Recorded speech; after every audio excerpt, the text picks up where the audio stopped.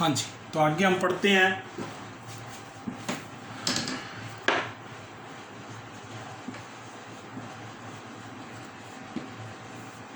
धर्म स्तूप, इसका शिलान्यास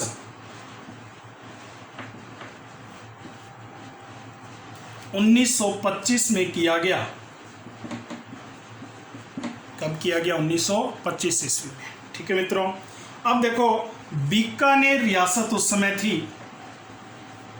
बीकानेर रियासत के गृह मंत्री थे खान बहादुर श्री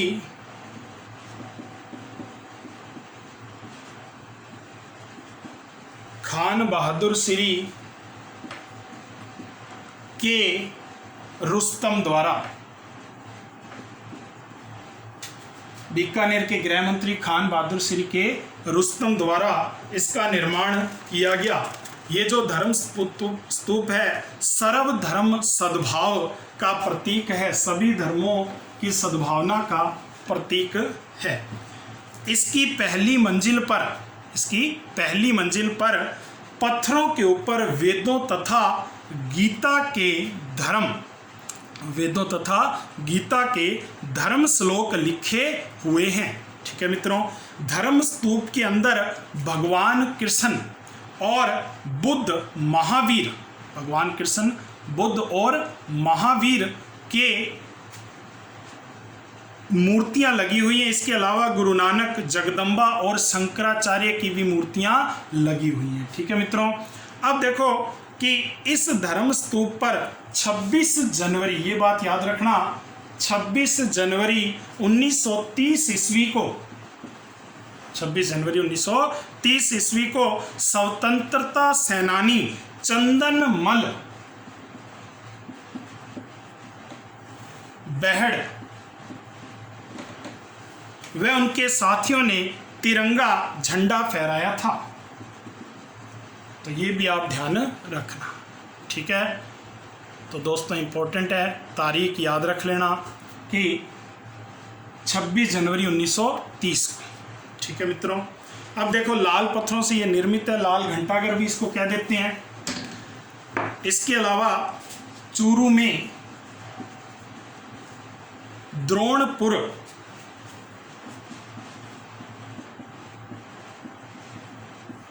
यानी कि गोपालपुर महाभारत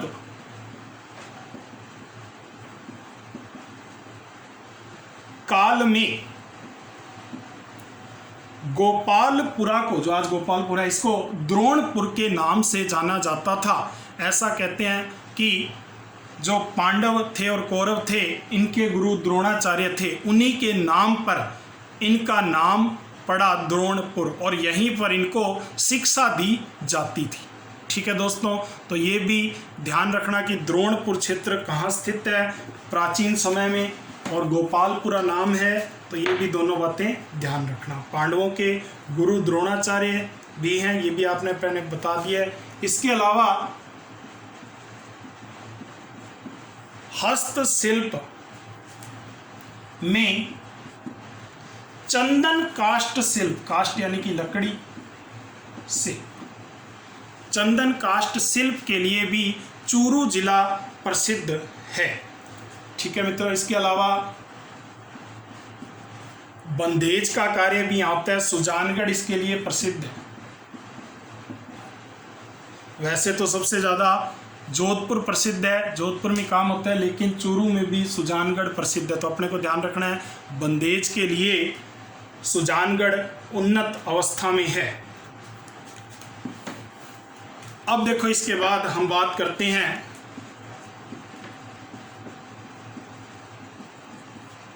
दुधवा खारा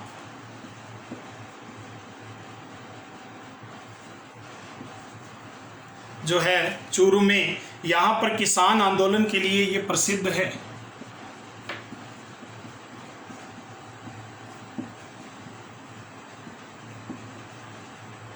किसानों ने आंदोलन किया था, इसके लिए ये क्षेत्र प्रसिद्ध है। तो देखो कि इसे कांगड़ा कांड के नाम से भी कुछ लोग जानते हैं। ठीक है। यहाँ पर जो नेतृत्व करने वाले थे व्यक्ति, उनका नाम था हनुमान राम चौधरी।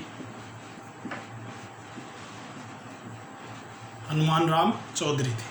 अब देखो, इस समय बीकानेर के महाराजा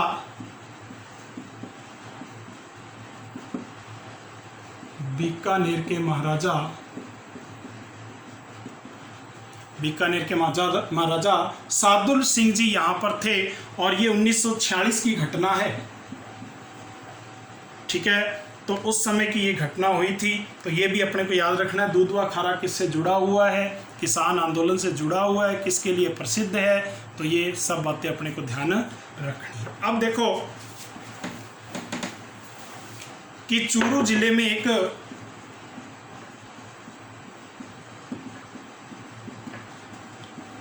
नाहटा संग्रहालय, ये भी आपने नाम सुना होगा, कई बार परीक्षाओं में पूछा गया कि नाहटा संग्रहालय है। तो चूरू जिला में नाहटा संग्रहालय जो है वो सरदार शहर चूरू में है, चूरू में, ठीक है मित्रों। नाहटा परिवार द्वारा ही ये बनाया गया, तो प्रसिद्ध है। यह संग्रहालय जो है अपने भित्ति चित्रों के लिए प्रसिद्ध है। भित्ति चित्र, जो दीवारों पर चित्र बनाए जाते हैं, उसके लिए ये बहुत प्रसिद्ध है। तो कई बार पूछ लिया जाता है कि नाहटा संग्रहालय कहाँ स्थित है, ठीक है मित्रों। अब देखो, इसके बाद यहाँ पर हम कुछ प्रमुख व्यक्तित्व की बात करते हैं, प्रमुख व्यक्तियों की बातें करते हैं। वो कौन कौन है? तो देखो कि कन्हैया लाल सेठिया, ये नाम आप सबने सुना होगा, गूंज गया होगा दिमाग में ये नाम, कन्हैया लाल सेठिया। तो देखो कि जो कन्हैया लाल सेठिया जी हैं, इनके बारे में हम क्या जानते हैं। तो देखो, इनका जन्म 11 सितंबर 1919 को, कल की बात है, 11 सितंबर 1919 को इनका जन्म जो है वो सुजानगढ़ चूरू में हुआ था, ठीक है। अब देखो कि इनके पिता का नाम छगनमल जी सेठिया, ठीक है, और इनकी माता का नाम मनोहरी देवी। तो ये इनके माता और पिता का नाम है। इनका विवाह श्रीमती, पत्नी का नाम धापू देवी था, ठीक है मित्रों। अब देखो कि कन्हैया लाल सेठिया जी की जो मृत्यु है, जो निधन हुआ था, ये 11 नवंबर 2008 को हुआ था। अब देखो इनकी क्या क्या बातें विशेष हैं, वो हम करते हैं कि कन्हैया लाल सेठिया क्यों प्रसिद्ध थे। तो इन्हें एक प्रश्न आता है कई बार पेपरों में, राजस्थानी भाषा का भीषम पितामह किसे कहा जाता है? तो राजस्थानी भाषा का भीषम पितामह कन्हैया लाल सेठिया जी को कहा जाता है। इन्हें 1988 ईस्वी में ज्ञानपीठ के मूर्ति देवी पुरस्कार, ठीक है, साहित्य पुरस्कार है, इससे सम्मानित किया गया। अब देखो कि इनकी कृतियों की बात करते हैं, इनकी रचनाएं कौन कौन सी हैं। तो देखो, सबसे पहले जमीन रो धनी कुणी, ये इनकी प्रसिद्ध रचना है। फिर देखो इसके अलावा मिंझर, ये भी इनकी कृति है। और रमणीयरा सोरठा या राजियारा सोरठा भी बोलते हैं कई जना। लील टांस बहुत ही प्रसिद्ध है ये भी। लील टांस एक पक्षी है जिसके दर्शन करने बड़े शुभ माने जाते हैं। इसके अलावा मायड रो हेलो, मायड रो हेलो, और इसके अलावा सतवाणी, ठीक है। और एक रचना जिसके कारण इनको आज इतिहास में इनका नाम अमर हो गया है, पीथल और पाथल। तो पीथल जो है वो आप सब जानते हो पृथ्वीराज राठौड़ के लिए है, और पाथल जो है वो आप सब सुना होगा हमारे राजस्थान के गौरव महाराणा प्रताप के लिए है। तो अरे घासरी रोटी ही जद वन विलावड़ो ले भज, तो ये आपने सुना होगा सबने। तो पीथल और पाथल ये याद रखना कई बार पूछी जाती है। और इसके अलावा एक और प्रसिद्ध रचना है इनकी जिसका नाम आपने सुना होगा, धरती धोरारी।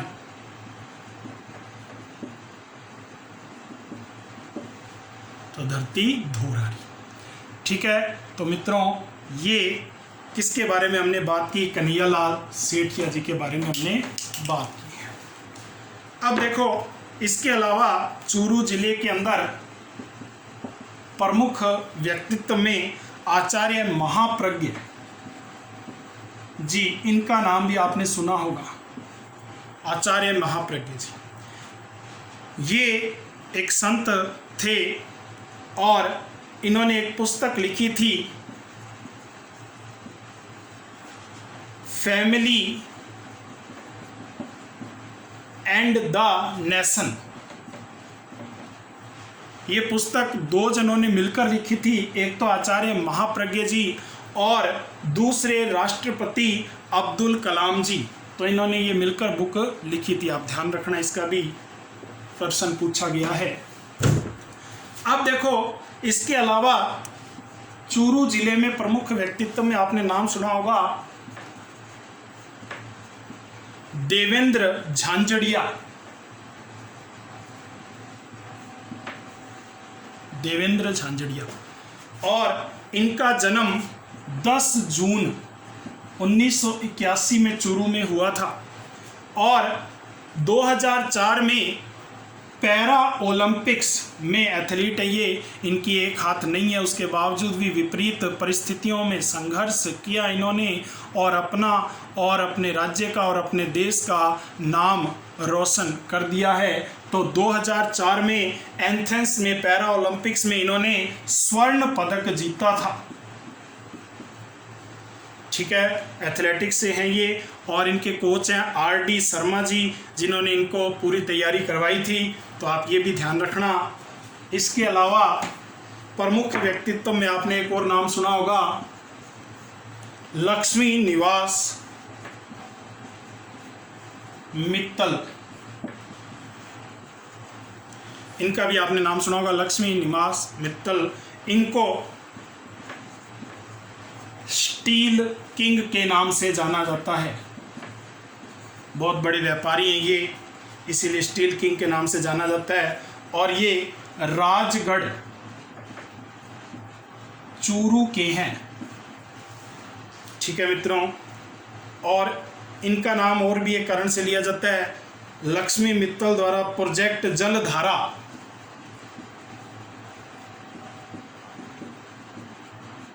जो अभी प्रस्तावित है वो इनके द्वारा चलाई जाएगी, तो इसीलिए भी ये चर्चा में है, ठीक है मित्रों।